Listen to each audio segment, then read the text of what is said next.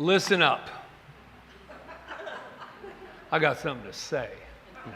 But that's how I hear it. When we first did that, I was like, listen up. That sounded like they're scolding. And if you look it up, it says, listen up is when you are in command. It's like, listen up. But it's very interesting because I always think of this line that I've used before about, when I'm really, this is important. I always think to myself, they go, are you angry? I go, no, I'm not angry, but I'm not kidding. And I always love that. No, I'm not angry, but I'm not kidding. This is really important to me. It doesn't have to be to you, but it's important to me. So I had this epiphany this week that I wanted to share with you because it was all about nature. And there's kind of a theme going on today, I noticed with the songs and with Reverend Diane, and this kind of this nature just keeps coming up. And I was on the path. I've started back on my path of when I ran the marathon right before the COVID. I've started to go back to that kind of training again, and I'm loving it. Whether or not it's good for my knees, I don't want to hear you. They go, you sure it's not good, I said, yeah, it's okay. There's not a place where God is not, and God's in my knees.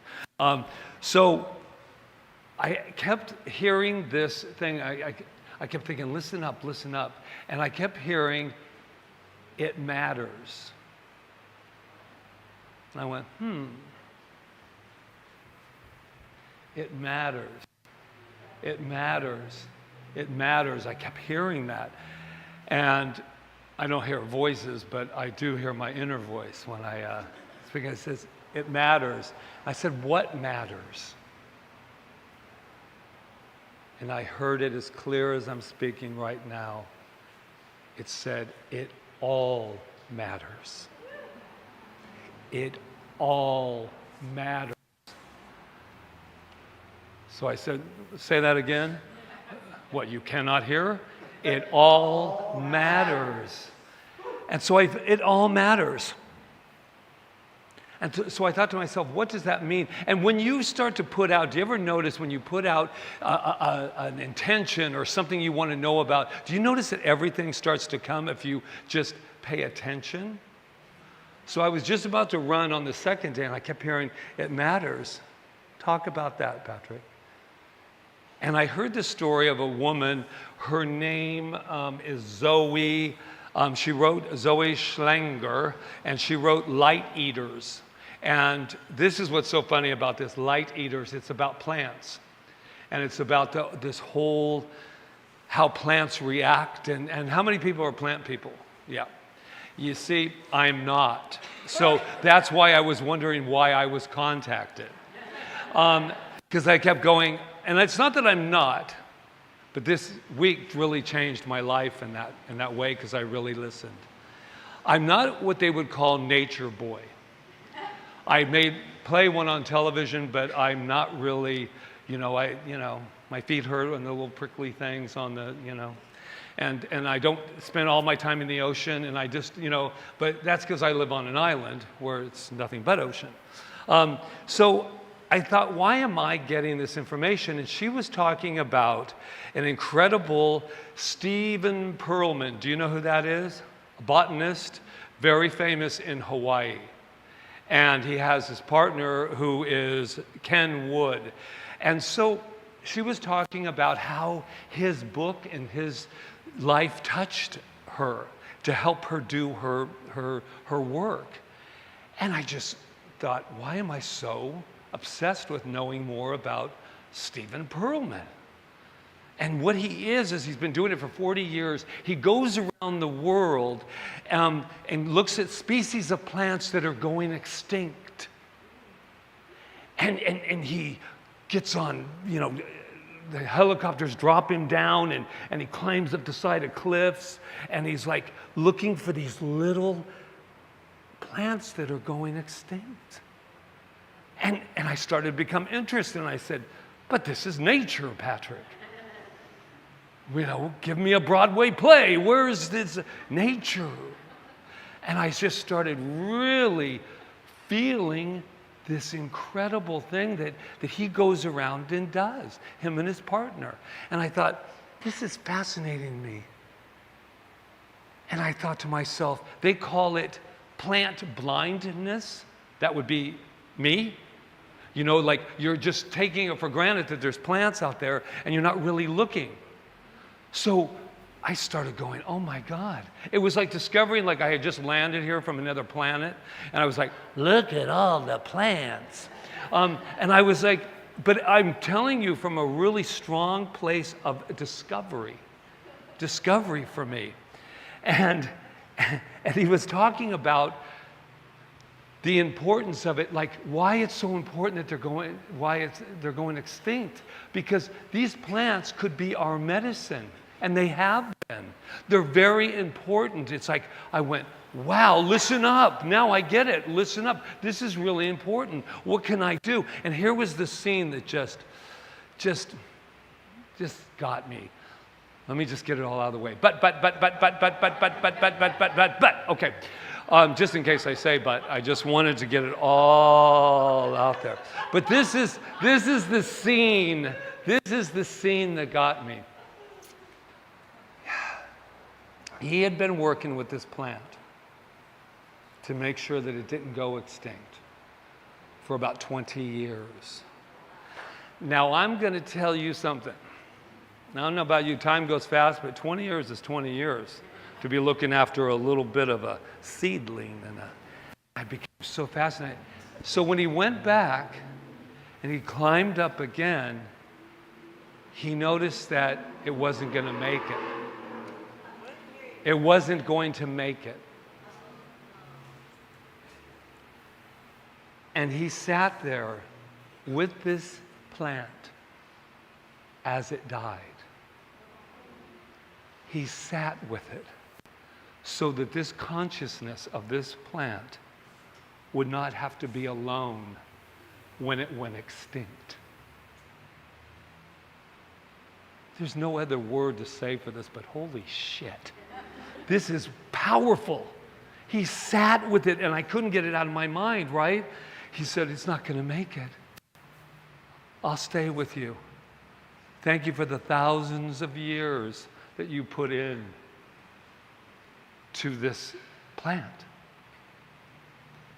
And he said, I could feel life and all of the past just coming into this one thing. He said it was the same as if my family was dying. And I thought, now that is being in touch with nature. That's how important it all matters. It all matters. Then I even got deeper and brought props. So, it's not a goldfish. I know you, that's what. But I want to talk to you about this rose. Melissa, right here, brings little roses from her garden. And I love roses anyway, but when you smell them, this particular one, it really does take you to another place. It is so sweet. It is so nurturing. And I'm thinking to myself, and I thought, oh my God, everything's alive. Should we cut it? Should we not? You know, I got all into that for a moment because I'm not really a nature boy, so I ask questions like that. And I thought, and I got to talk to the rose. You know, I'm going to wake up tomorrow morning with vulnerability hangover because they're going to go, did you see Patrick's talk? He's talking to Rose now. And now I have a Jewish accent. I have no idea. So I'm smelling this. And I thought, thank you. Thank you for giving up your life as you leave us with such a scent. And I thought, that's pure consciousness. It's evolutionary. We just keep changing and we keep growing. And someday, when I'm not here anymore and we're not here, we left something, an energy, a scent, something that is just incredible. And I'm not sure if I can go back now, because when I was running before, and I don't mean this negatively or even, to try to be funny, because, I don't like that stuff. But what I was thinking of, I was running by these plants, and I went, I am so sorry that I have not taken a moment to know you're alive. Because they became like sometimes props on a movie set. There was not the connection. Does that make sense?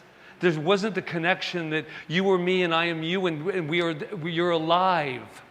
You are alive. And I went, listen up, it all matters. And then this morning I woke up, and I love this quote. Fresh air is as good for the mind as for the body. Nature always seems to try to talk to us as if she had some great secret to tell. And so she has. And I thought, this is where my life has evolved to. Now, will I be out there with Rita in the garden? Chances maybe not. Because that isn't what I'm trying to get across as my message. My message for me is everything matters. Everything you think, it matters. Every smile that you give to a stranger, whether or not you smile or not smile, matters. There's not a thought that goes by in our minds that doesn't not matter. And I'm thinking, I told Rita this morning, I said, I'm thinking of all of these, not from a victimized thing, but so many moments that I have let bypass me that were important. Every moment. This morning when I woke up and I went, it matters. You matter. I matter. Within all of matter is spirit. Within all of matter. So now I cannot look. I even noticed today a bush, when I was walking out, and I noticed that these little white things came out of it, and I was like, well, don't you look pretty today? Like I said, tomorrow morning, when I wake up with that vulnerability hangover, and if you wonder what a vulnerability hangover is, it's when you go, so sensual, so wonderful. And then you realized you did that in front of a lot of people. The people were actually looking at you while you were in this moment. And so that's what could be a vulnerability hangover. So one little plant thing I want to leave you with too is that Hawaii is losing plant species at the rate of 1 per year, when it should be roughly 1 every 10,000 years. Now, I don't say that to scare you. I say that for another reason. We're having a lot of energy, a lot of people telling us to listen up. And listen up, listen up. That's why I am so connected with nature right now. I can't hear more listen up, whether or not they're lies or they're not lies. I have to know the truth for myself. I have to know the nature of my own being. And any question that I need answered, any truth that I need, I do not have to wait for a fact check. I do not have to wait for a fact check. I know. But, I'm kidding. I'm just kidding.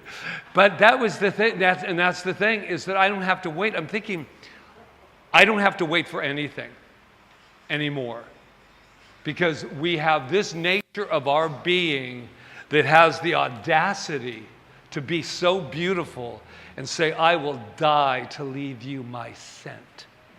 Enjoy as long as it is, right? Gabriella, I feel like you now, because she's nature girl, this one. So all I have to say in closing is this. We talk about that we are the nature of God. And however you want to define that word, have at it. But for me, I'm listening up. And I'm going to know that every word that comes out of my mouth, every thought that I think, every behavior that I act from, every way that I treat the world, and I'm going to make plenty of quote unquote mistakes, and I'm going to own them. I'm going to own them, just like all these wonderful plants out here saying, and yesterday they tore a bunch of plants down. And instead of me just going, wow, I can't wait for them to get that off the front yard, I looked at them, I said, thank you. Then they'll go back into whatever they are, and they'll grow something else, and they'll do that, and we'll just keep growing and growing and growing because we are nature.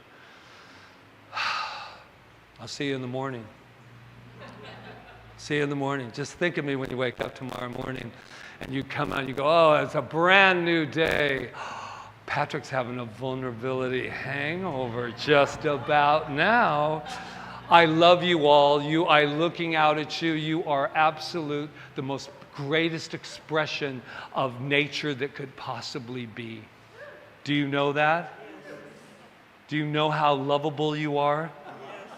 Do you know, yes. Give yourself a hug just for a minute, just to, oh my gosh. The other day I just went like this and I went, oh my God, if you're going to have a vulnerability hangover, you might as well have it while you're hugging yourself. That's all I got to say. I love you all. Namaste.